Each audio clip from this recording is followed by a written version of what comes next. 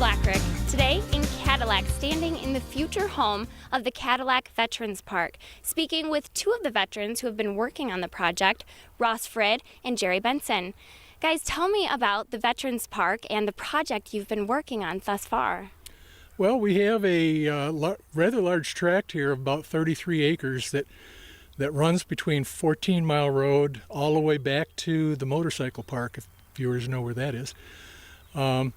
And we're working right now on what I refer to as the front, probably quarter of that package.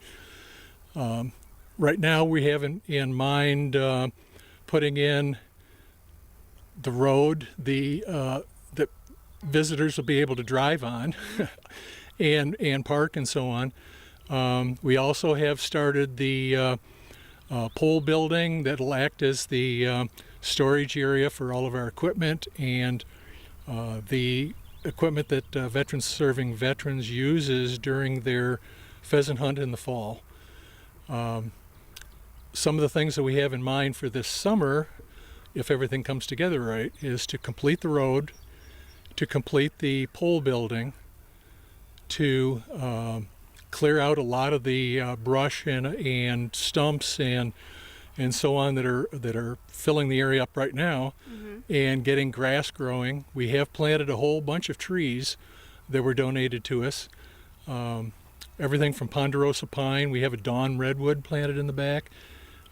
We have a lot of tamarack and various pines and shrubs and so on.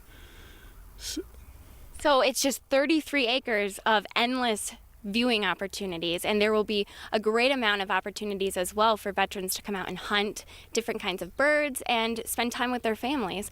And so this is a project that was started and is being completed by Veterans Serving Veterans. Tell me about that program that you're a part of. Well, Veterans Serving Veterans pretty much tells you what it is. Dr. Roger Bandine has been very instrumental in this. He is the one that's donated the property, and he has a real heart for veterans. And what he's trying to do, he was in the Vietnam era, and he wants to reach out to those people and give them some place that they can go year-round, and they can bring their families. They can come by themselves. We hope to have some benches and picnic tables and things that they will be able to just come out and relax, pick up some chicken or a sandwich or something, and somebody will probably be out here that they can just sit and talk in peace. And they can bring their wives, their kids out, and it's going to be a real showpiece, and I think a tourist destination when it's finally done. Absolutely, because there's nothing like this in Cadillac, so this will be a first and such a great opportunity for veterans. And so you were telling me some of the plans you guys have for it, from snowshoeing and cross-country skiing to simply just coming out here with your family, like you said, and enjoying the peaceful environment right here in Cadillac. And so I know that you guys have a ton of awesome ideas in store. When do you expect them to be complete by? This summer, if everything comes together, we hope to have, like I said, the roadway in, the pole barn complete, the various driveways and so on. But there's really not a end date in sight that's official for the entire park, because like you were saying earlier, you hope that this park will just grow and grow and grow for years to come, that there will be no end date. That's correct, and some of the things that we have in mind, and that might give you an idea of the scope of the project and why it probably won't be done right away, is that we're going to be putting in a chapel, like a chapel in the woods.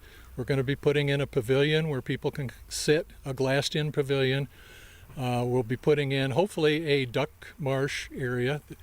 There'll probably be barrier-free footpaths through the area so that people that have these rough and tumble wheelchairs can still wheel around and look at the nature and so on. That's great, and you'll have one of those wheelchairs here that will be accessible to veterans who have a handicap of any sort, so that's wonderful. You guys just have so much planned. I'm so excited to see how it all comes together. And obviously, for all of this to come together, you guys need donations and volunteers. That's the heart of this entire project. So, Jerry, tell me about how people can make donations if they'd like to. Several large corporations and so on are stepping forward with some sizable donations that we think are coming. but $10, $20, anything is welcome. And they can contact Dr. Roger Bandine. He's an orthodontist in town at his office. It's on Professional Drive. And they can contact them and either drop off or send a donation to them. Great. Thank you guys for everything that you're doing and serving the veterans in our area. Thank you. Thank you. In Cadillac at the future home of the Veterans Park, I'm Abigail Blackrick with My News 26.